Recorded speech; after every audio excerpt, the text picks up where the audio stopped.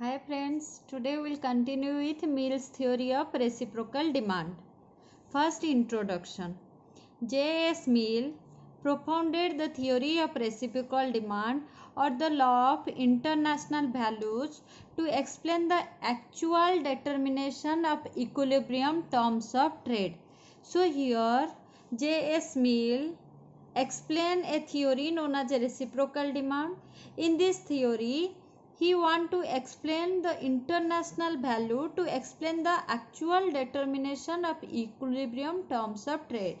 So in terms of trade, what is the equilibrium, how we will bring that, he explain in a very better way. So as we know, the theory name is Mill's theory of reciprocal demand. That we understand J.S. Mill gave the theory.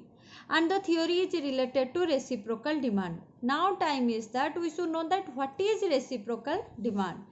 Reciprocal demand means the relative strength and elasticity of demand of the two trading countries for each other's product in terms of their own product. So as we know that before the invention of money, we found the barter system. This terms of trade, we saw a barter system in between the countries. That only they told reciprocal demand means the relative strength and elasticity of demand of two trading countries for each other's product in terms of their own product. It is used to indicate a country's demand for one commodity in terms of the quantity of the other commodities. It is prepared to give up in exchange. What I told here, let me to you just read out the lines. These 4 8 lines, you just read it. The actual meaning you will get in the explanation part. First we will go through the assumption.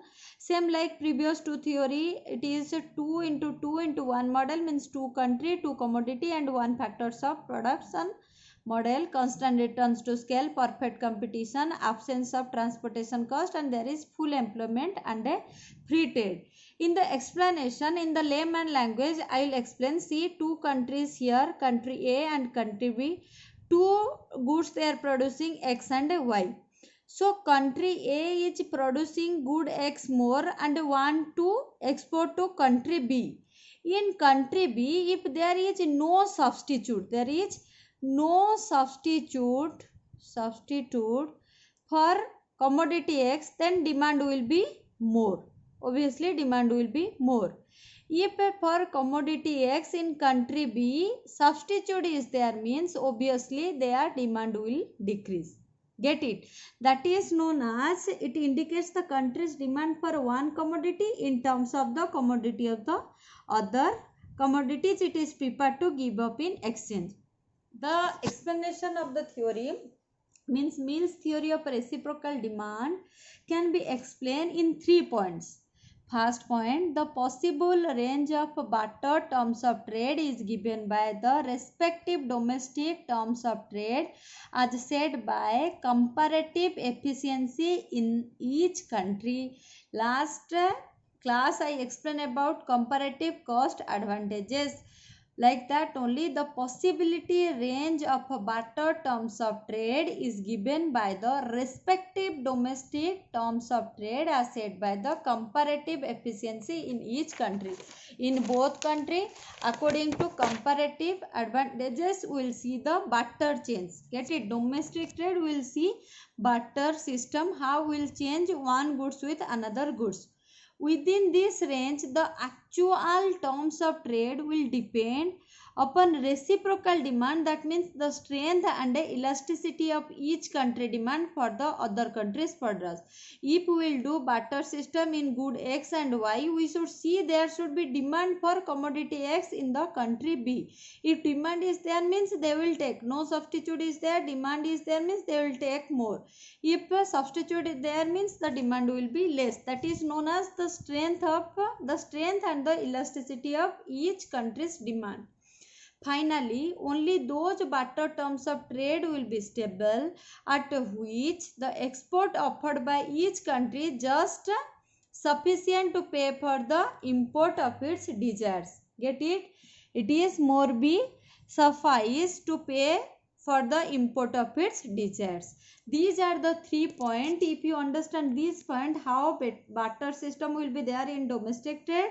Second point, this barter system, this range of actual terms of trade depend upon the strength and elasticity of demand. And finally, the barter terms of trade will be stable at which the export offered by the each country. Get it? These things will be better understand through change in demand and supply condition, because I told the strength and elasticity of the country's demand. So change in demand and supply will see in this condition.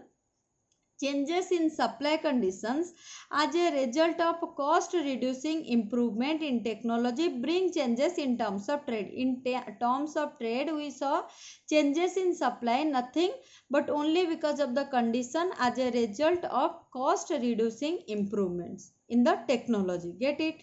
Then what about the demand? The extent of the barter terms of trade change depend upon, means what is the demand? The demand in the barter terms of trade, it's not depend upon only the change in supply, it depends upon the change in demand. So changes in demand on the importing country's elasticity of demand for imports in terms of exports. What I explained in the previous class, previous page, that is only important. Two countries are there, two commodities are there. If one country is exporting one commodity to another country, in that country the substitute should not available. If substitute will available, means the demand will be less.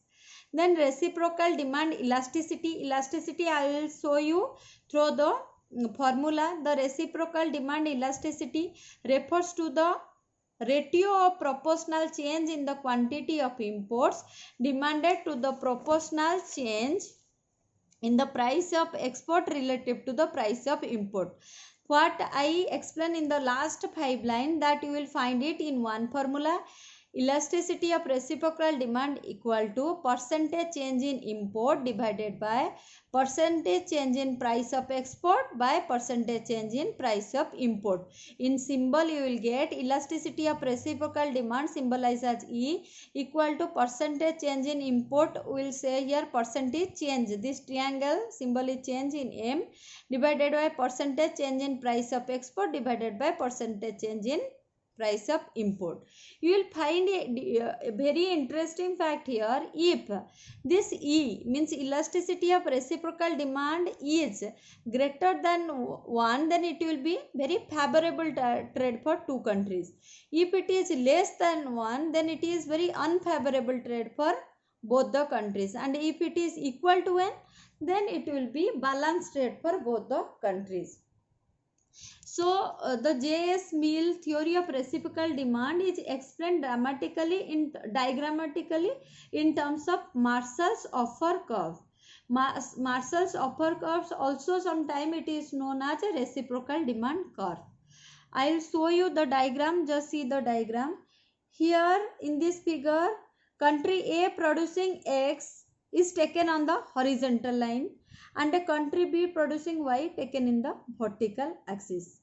The curve OA, see here the curve, this is curve OA. OA curve is the country's A's offer curve. It shows how many units of X country A will give up for given quantity of Y. Similarly, OB is the offer curve of the country B. What it's showing? It shows how many units of Y country B is prepared to give up in exchange for a given quantity of cloth. So here you have to see that some books they gave, it is wheat and this is cloth. Get it? You can take any example as you like. Get it? So the point E is the equilibrium point where two offers curve, means OA and OB, they interact each other. Get it? They intersect in the equilibrium point at which OX of commodity X is traded by country A and OY of the commodity Y of the country B. How much trade of country A and B, means commodity X and Y, they both intersect here at the point of E. So The rate at which the x is exchanged for y is equivalent to the slope of OT. This is all about known as Marshall's offer curve. See here first, here x axis means horizontal axis, it shows as production of x, means country A producing how much unit of x, country B producing how much unit of y, we will see in the vertical curve. Then they both means OA and OB, they both are offers curve of that country A and country B. Get it? They both are intersect at the point of E. So that OT here, what is the OT? We are seeing here the rate at which x is exchanged for y is equivalent to the slope of the OT line. Get it? Then we will go over a important fact like Mills paradox. I wrote here so many time 1 mark question, you will get a question in the UGC note.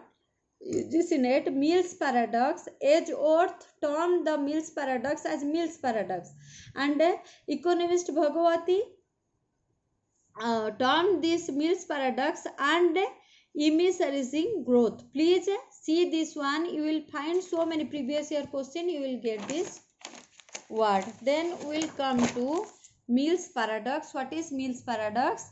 In the words of Mill, the richest country, ceteris paribus means keeping everything constant, gains the least by a given amount of foreign commerce, since having a greater demand for commodities generally. They are likely to have a greater demand for foreign commodities and thus modify the terms of interchange to the disadvantages. What about the what's he explained in the Mills theory? He gave like this. The explanation of the statement is that as consequence of an increase in productivity, the supply of export good increases and developing countries will face with problem of finding foreign market for it. What are the Mills theory?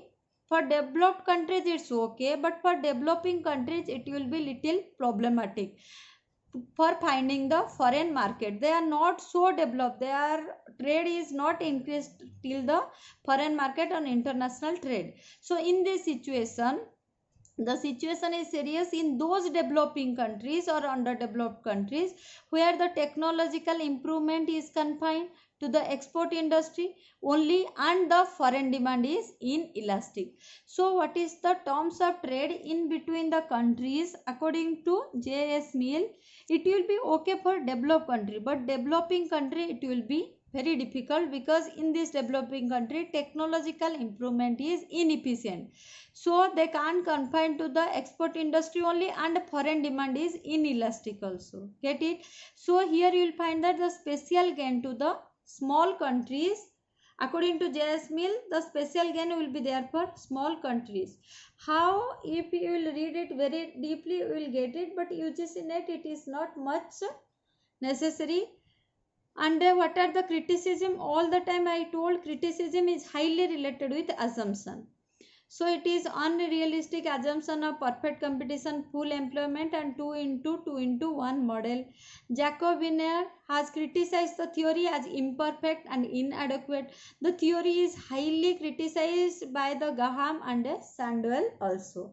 So overall, J.S. Mill reciprocal demand theory at that time in the classical international trade theory, I think it's a very new invention and mindful theory. This is for today. Thank you.